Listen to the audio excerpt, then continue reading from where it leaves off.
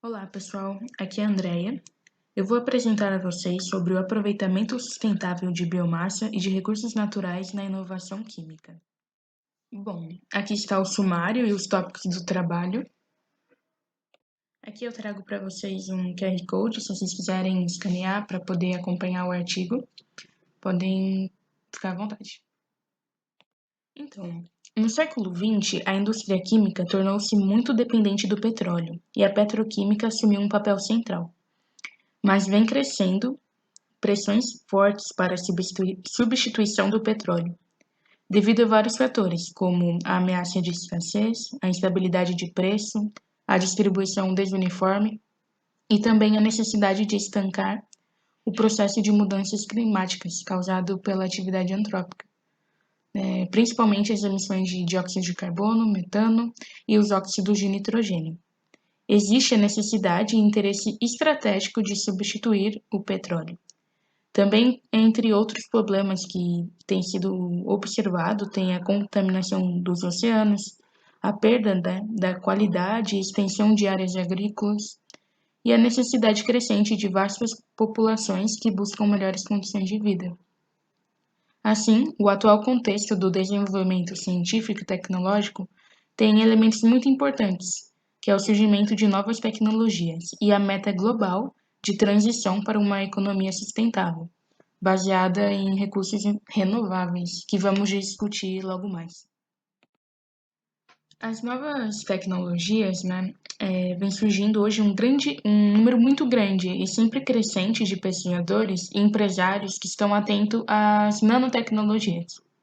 Então, se trata de um conjunto de conceitos e conhecimentos e de ferramentas experimentais que permitem um novo nível de domínio na matéria e, e criando novas estruturas e, a partir daí, em uma escala molecular.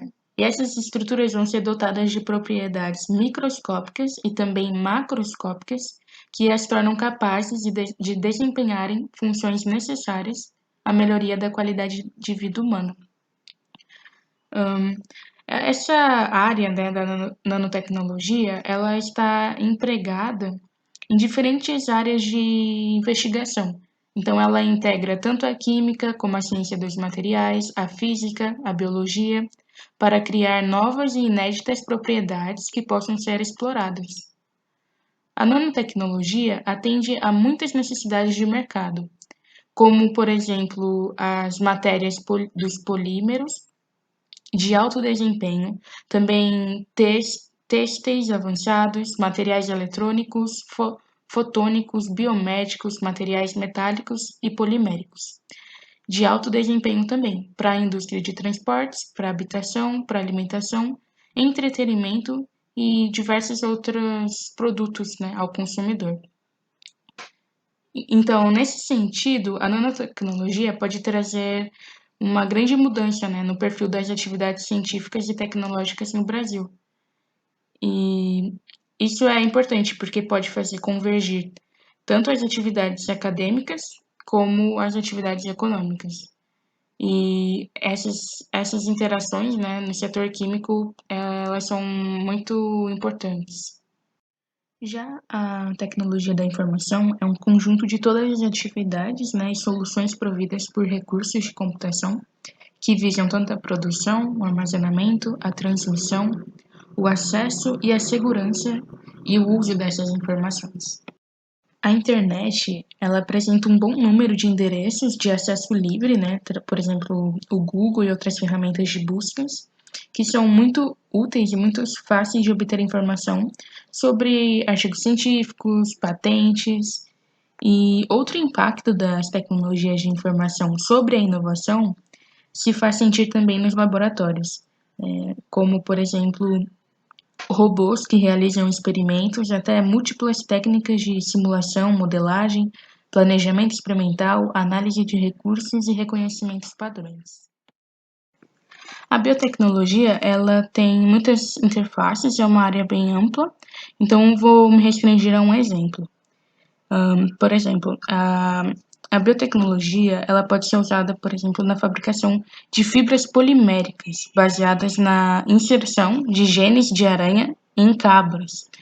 e também pode ser feito com vacas. Nesse caso, o leite de cabra transgênico ele produz proteínas de teia de aranha. Essas proteínas são reconhecidas como as fibras mais resistentes em todo o mundo. E o sucesso em um projeto desse tipo, significa que o rebanho de cabras associado a uma usina de processamento do leite e extração de proteínas e fibras pode vir a competir com outros produtores de fibra aramida, ou também de carbono, ou outras fibras de alto desempenho no mercado. A substituição do petróleo por matérias-primas naturais. Em uma perspectiva da metade do século XX, a substituição do petróleo poderia perfeitamente ser feita com derivados de carvão, gás natural, xisto e areias betuminosas. Isso poderá ocorrer em alguns países que tenham vantagens comparativas para o uso desses recursos minerais. Mas o carvão, o gás e xisto certamente terá um papel no cenário futuro de energia e suprimentos de matéria-prima para a produção de materiais, mas este será moldado pelas fortes pressões ambientais contrárias ao uso desses materiais. De fato, já está surgindo propostas radicais que pedem que os combustíveis fósseis sejam deixados em repouso por mais alguns milhões de anos para evitar o agravamento de mudanças climáticas. Portanto, é necessário encontrar novas fontes de matéria-prima para a produção química e de materiais. Nesse cenário, as matérias-primas naturais de origem vegetal ou animal e fontes renováveis vão adquirir uma importância especial, ao lado também das matérias-primas minerais muito abundantes. Há volumosos resíduos gerados ao longo de muitas décadas, nas indústrias de carvão, fertilizantes, o xisto betuminoso, entre outras, que hoje são problemas para os geradores de resíduos e seus vizinhos e agências de controle ambiental. Então, é necessário encontrar aplicações, que dependem de um trabalho conjunto de pesquisadores, engenheiros, profissionais que conheçam bem diferentes mercados e sejam capazes conjuntamente de formular e executar projetos de aplicação. Então, o foco prioritário nesses projetos é o aproveitamento, por exemplo, do potássio, porque esse elemento ele é essencial à produção agrícola. O cloreto de potássio é o principal item da pauta de importações do setor químico no Brasil. Por exemplo, em 2005, cerca de US$ 1 bilhão foi movimentado justamente graças ao cloreto de potássio. Então, trata de um item realmente importante para a economia nacional. Por outro lado, também temos os dejetos humanos, que incluem diariamente cerca de 40 miligramas de potássio. Isso significa que quase 200 milhões de brasileiros dejetam diariamente 8 toneladas de potássio. A quantidade equivalente de cloreto de potássio em base anual monta mais de 5.000 toneladas. Esse número ele deve ser acrescido aos dejetos, por exemplo, do gado, do frango e outras espécies que são produzidas em larga escala no Brasil. Então, se tratando desses rejeitos da produção mineral e do agronegócio, eles geram grandes quantidades de resíduo e assumem características de problemas ambientais. Um exemplo recente, brasileiro, é a transformação de um dejeto em matéria-prima, que foi o caso da vinhaça, está representado nessa primeira imagem. Então, a vinhaça resultante da produção de álcool, despejada sem tratamento, a vinhaça ela sofre um processo de putrefação que produz uma repulsiva poluição à atmosfera. E essa é despejada em rios e produz um grande aumento na demanda de oxigênio e nos cursos de água. Por essa razão, a vinhaça ela foi o agente causador de numerosos episódios de contaminação ambiental, até que foi desenvolvida uma tecnologia do seu aproveitamento na reposição de nutrientes do solo, especialmente o fósforo e o potássio. Um exemplo do setor agrícola também, que é a imagem ao lado, é a casca do arroz, que já tem sido explorada como fonte de energia em combustão de sílica microparticulada. Ela é abundante nas cinzas resultantes da sua queima, que é hoje um importante aditivo de cimentos. Então, essa foi uma tabela extraída do artigo e ela mostra que não é muita parte do que é produzido no agronegócio não é aproveitado. Então, estima-se que não sejam aproveitados no Brasil mais de 200 milhões de toneladas de rejeitos da atividade agroindustrial, que é uma quantidade superior à produção brasileira de grãos. Então, mas ainda assim, a gente pode citar um exemplo de como esses rejeitos é aproveitado, que é como ração animal. E outra parte também pode ser aproveitada na produção de fertilizantes orgânicos e uma parte importante como biomassa para a geração de energia, que é o caso do bagaço da cana-de-açúcar. Ele é usado como fonte de energia nas indústrias de álcool. No passado, essas indústrias, essas usinas, elas queimavam óleo combustível ou lenha. Já o excedente dessa produção de energia, ele é vendido como eletricidade. Então, essa segunda tabela, ela também foi retirada do artigo e ela vai mostrar para a gente a utilização, né, dos processos biotecnológicos como a fermentação. Então, aí tem ilustrado algumas enzimas, né, que podem ser obtidas através dos rejeitos de determinadas substâncias, como, por exemplo, o farelo de trigo, que os resíduos de fruta, que eles podem, através da fermentação, ser obtidos as enzimas pectinases. Ou outra característica também, ó, os resíduos de maçã, o bagaço de cana, o resíduo de goiaba, o resíduo de abacaxi, eles podem nos proporcionar o ácido cítrico. Então, é uma fonte aí para a indústria química. E essa é uma estratégia para o aproveitamento de rejeitos da agroindústria. Dentre as técnicas de bioprocessamento, destaca os processos fermentativos, e eles são utilizados para a obtenção de diferentes produtos, como os que acabei de citar. O processamento biotecnológico através da fermentação em estado sólido, ela vai ocorrer através da ação de micro-organismos, né, bactérias, sobre componentes do rejeito sólido, sem presença de água. Utilizando como nutrientes para crescimento microbiano, a escolha adequada do microorganismo permite a bioconservação do rejeito em substâncias com valor maior agregado, e podem ser utilizadas por indústrias de diferentes setores, como enzimas, hormônios, ácidos orgânicos, aromas, pigmentos. O desenvolvimento da fermentação em estado sólido para aplicação em escala comercial ainda é incipiente, mas um país que faz isso muito bem é o Japão. Ele explora ativamente essa tecnologia. E, por exemplo, né, na utilização do processo fermentativo para a preparação do shoyu. Já o Brasil, ele possui grupos de pesquisas nativos na área, com produção significativa, mas ainda não tem um registro da utilização de processo fermentativo a um nível comercial mais amplo. Então, a sustentabilidade, né? Como vimos, um dos focos principais é justamente esse de diminuir as emissões do dióxido de carbono, metano, óxido de nitrogênio. Então, visando isso, né, a fixação de carbono e nitrogênio é uma das alternativas. O Brasil, ele tem um sucesso econômico e ambiental muito importante na fixação de nitrogênio no solo, como é o caso da soja.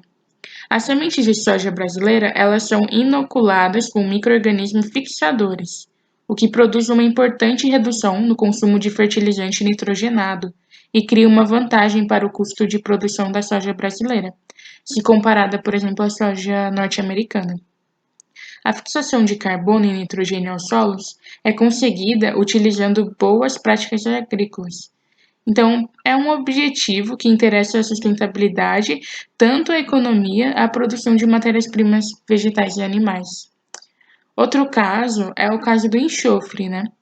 Então, em um cenário de carência de petróleo, surgirá também a necessidade de recorrer a outras fontes de enxofre. É preciso aproveitar as possibilidades de produção de enxofre a partir de matérias-primas vegetais ou resíduos industriais e agrícolas, além dos dejetos, como temos citado. Essa possibilidade existe principalmente na forma do gás sulfídrico e das mercaptanas. Esses são gases produzidos, né, em qualquer processo de fermentação anaeróbica. Então, os biodigestores de todos os tipos, eles podem produzir esses gases. Esses gases são extremamente mal cheirosos, que devem ser sempre removidos por lavagem, né, antes do uso. E a dessulfurização de gases produzidos em fermentação anaeróbica de resíduo industrial, agrícola ou municipal é uma possível fonte de enxofre, tal como é hoje a dessulfurização do petróleo. Então, dentro de um conceito, né, das biorefinarias, esta poderia vir a ser uma fonte renovável de enxofre, como ocorre atualmente, de energia, né, contribuindo assim para a disponibilidade do ácido sulfúrico, que é tão essencial na indústria. Então, são levantadas quatro propostas. A primeira é o levantamento de fontes de matérias-primas para materiais. Segundo, a caracterização de matérias-primas potenciais de materiais de origem natural. Em terceiro, o desenvolvimento de materiais obtidos de fontes renováveis ou de reciclagem de materiais e dos respectivos processos. Em quarto, a investigação inicial de produtos e processos inovadores que hoje não façam parte do estado da arte de aproveitamento de matérias-primas naturais. Então, uma coisa interessante é a reciclagem, que oferece um grande número de oportunidades econômicas e é uma exigência de qualquer sistema que se pretenda ser sustentável. Então, observando-se o tratamento dado aos resíduos municipais e industriais, no Brasil, torna-se óbvio que as possibilidades da reciclagem são amplamente ignoradas, ainda hoje. Por isso, é preciso lembrar alguns fatos importantes. Por exemplo, o uso de latas de alumínio para armazenar bebidas seria completamente inviável, se dependesse apenas de alumínio virgem.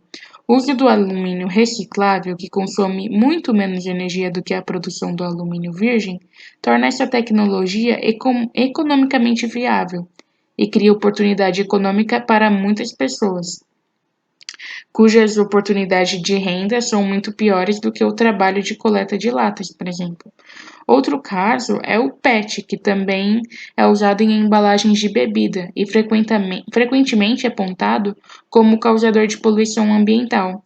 Ele pode ser reciclado, gerando resultados econômicos importantes. Durante muitos anos, né, e até hoje, a reciclagem de PET do Brasil, ela está situada na cidade de Jundiaí e ela pertencia à mesma empresa que é a maior produtora de PET no país.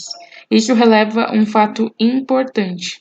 O produtor de um material, tendo controle do mercado ou de parte dele, tem como aproveitar o material, o seu produto, em diferentes estágios do ciclo de vida e de diferentes formas, encontrando para o material reciclado nichos de mercado compatível com as suas características. Então, para concluir, a intensificação na produção de biomassa é uma exigência dos esforços de mitigação dos efeitos da mudança do clima, uma vez que não existe outra alternativa viável a curto prazo para a fixação de grandes quantidades de gás carbônico. Por outro lado, essa produção ela gera alimentos, combustíveis sólidos e líquidos, matérias-primas para a indústria química e de materiais, podendo ser acompanhada da exploração de matérias-primas minerais, embora não renováveis, sejam abundantes e de baixo consumo energético. O aproveitamento desses tipos de matérias-primas pela indústria deverá beneficiar importantes áreas como a nanotecnologia, biotecnologia, tecnologias de informação, gerando produtos novos, preenchendo funções desejáveis e necessárias e fabricadas por processos brandos que impulsiona o desenvolvimento econômico e social em padrão durável e também, sempre que possível, sustentável. Em suma, a caracterização e análise de recursos minerais e vegetais está diretamente relacionada à produção química, de novos materiais, o aproveitamento de rejeitos e a sustentabilidade. O trabalho analítico se faz presente em todas as etapas do setor produtivo e tem sido focado na seleção de matérias-primas apropriadas para se obter produtos de boa qualidade. Entretanto, a otimização do aproveitamento de recursos naturais, como as matérias-primas, requer pesquisa sistemática e abrangente, a caracterização e o mapeamento de insumos, E essa foi a referência, né, o artigo utilizado para essa apresentação. E obrigado por ouvirem.